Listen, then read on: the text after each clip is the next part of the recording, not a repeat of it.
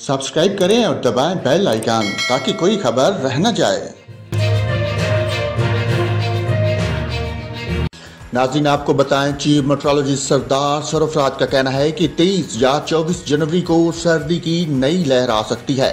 सरदार सरफराज ने कहा कि सर्दी की नई लहर के दौरान कराची में दर्जा हरारत सिंगल डिजिट में जा सकता है। उन्होंने कहा कि सिंध में सर्दी की शिद्दत में कमी का इम्कान है। मगरबी हवाओं का एक और सिस्टम आज बलूचिस्तान पर असरअंदाज हो सकता है।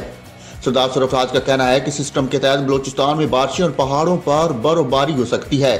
सिस्टम सिंध और मुल्क के शुमाली हिस्से पर भी बारिशों का बायस बन सकता है। चीफ मेट्रोलॉजिस्ट ने कहा कि कराची में सर्दी की शिद्दत कम रहेगी। शहर में 3 रोज के दौरान कम से कम दर्जा हरारत 10 से 12 डिग्री सेंटीग्रेड रहने का इम्कान है। महकमा मौसमियात का कहना है कि 24 घंटों के दौरान कम से कम दर्जा हरारत 7 से 9 डिग्री सेंटीग्रेड तक रहने का इम्कान है।